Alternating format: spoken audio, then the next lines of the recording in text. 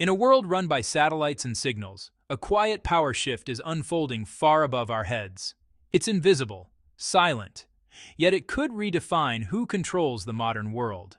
Just days ago, Iran made a decision that most people barely noticed. But behind that decision lies a story that could change the future of global warfare, technology, and even sovereignty itself.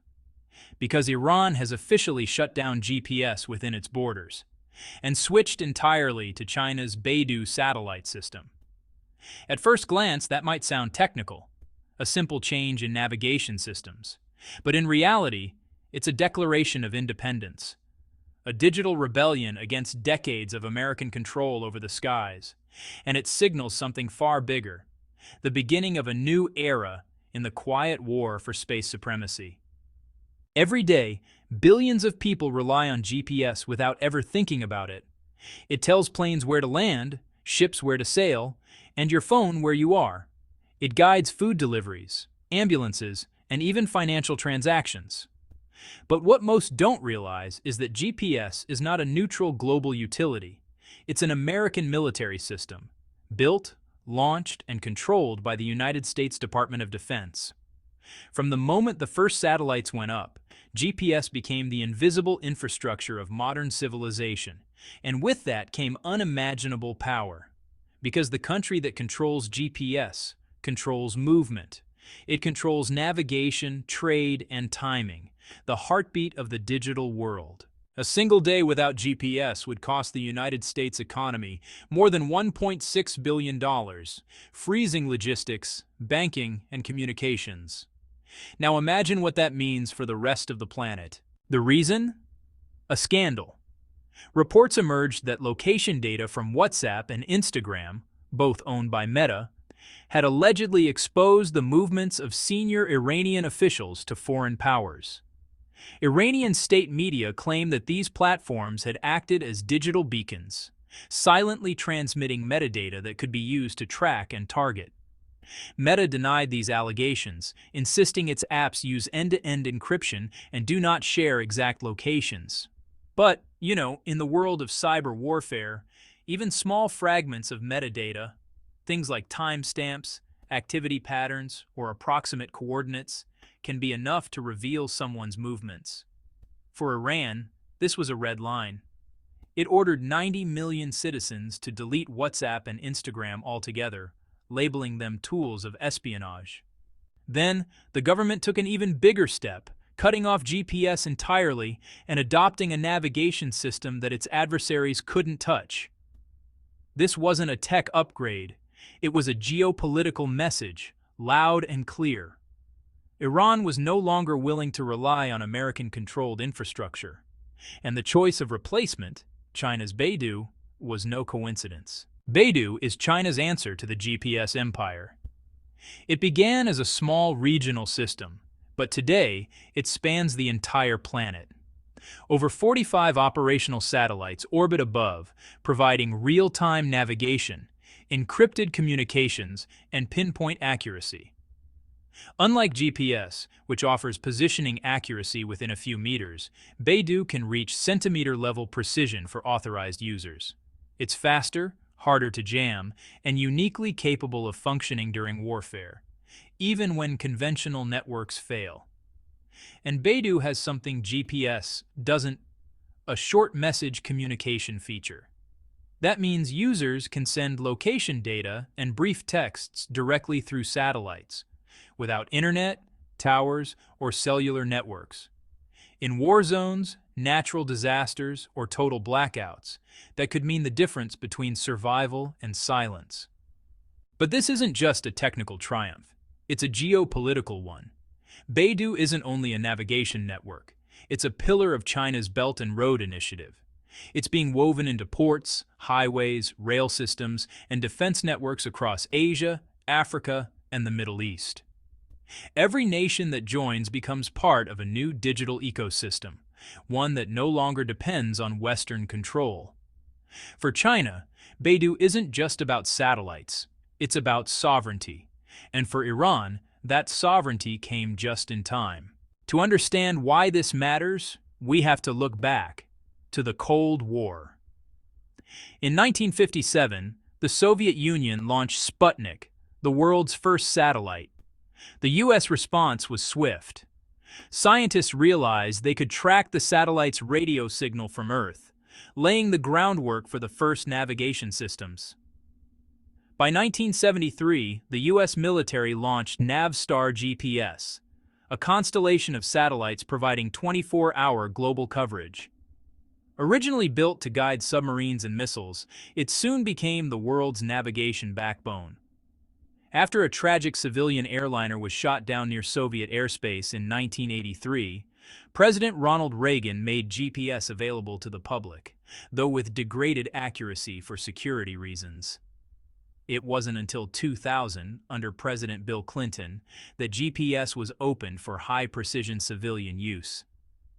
That single decision transformed the modern world, fueling everything from smartphones and Google Maps to Uber and drone warfare. But behind the convenience was control. The United States could still decide who had access to the world's most precise navigation network. It was the digital equivalent of holding the keys to the world's highways and being able to close them at will. In 1996, during the Taiwan Strait crisis, China fired missiles near Taiwan to send a political message. The U.S. responded by sending 2 aircraft carrier groups into the region. American forces coordinated their movements flawlessly, guided by GPS. China's military, on the other hand, couldn't. They had no equivalent system, no independent positioning network. It was then that Beijing realized, a nation without its own satellite navigation is a nation without control.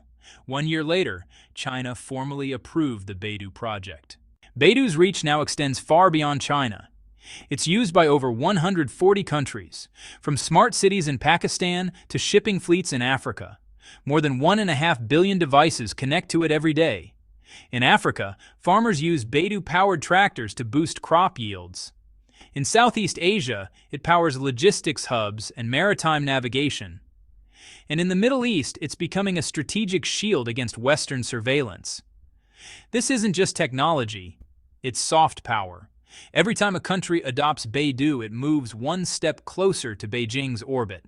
The world is dividing into 2 digital blocks: the American-led system, anchored by GPS, and the China-led system, built on Beidou. Both sides are racing to build alliances, on Earth and in space, and that race is accelerating. Space has become the new front line of global power. Thousands of satellites circle above, relaying signals that control weapons, finance, and communications. In this silent war, the one who controls the signal controls everything. The United States is upgrading to GPS-3 and GPS-3F, promising stronger encryption and improved accuracy. But China is already a step ahead, integrating AI-driven positioning, encrypted messaging, and quantum-resistant protocols into Beidou's architecture. While the United States debates funding and delays, China launches new satellites almost monthly. Each one strengthens the web, a digital net tightening around the planet. The next war may not be fought with missiles or tanks. It will be fought with data, interference, and control over the signals that keep armies moving and economies alive. Iran's switch to Beidou wasn't just symbolic, it was preparation. By joining Beidou, Iran gained something it has never had before: digital independence. In warfare, that means encrypted coordinates, anti-jamming resilience, and secure communication, even under heavy cyber attack. Iranian drones and missile systems can now navigate with Beidou's military-grade precision. They can strike targets without relying on vulnerable Western networks. In trade, the benefits are just as critical. Iran's oil tankers and cargo convoys can now operate outside United States-linked GPS surveillance. That means fewer disruptions, fewer sanctions loopholes, and greater autonomy in global trade routes. Beidou gives Iran what it's always wanted: sovereignty in the digital domain, and it ties Tehran's future directly to Beijing's expanding influence. It's not just a partnership, it's an alliance, built from code, satellites, and silence. For nearly half a century, the United States ruled the digital skies. Its satellites guided the world, from battlefields to smartphones. But now, that monopoly is breaking. China's Beidou is more than a navigation network. It's a statement that the age of American control is ending, and a new order is taking shape, one satellite at a time. Iran's choice marks a turning point, and soon other nations may follow. Russia, North Korea, perhaps even parts of Africa and South America. As they do, the planet will divide not just by borders, but by signals. In this new world, every coordinate, every message, every movement will flow through one of two constellations, one American, one Chinese. Two rival empires, locked in a silent battle for control of the skies. And as history has shown, the one who controls the skies controls the Earth. So the question isn't whether Beidou will replace GPS. The question is, how long until it does?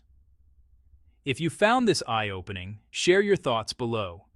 And remember, the next world war may not begin on the ground. It may already be happening up there.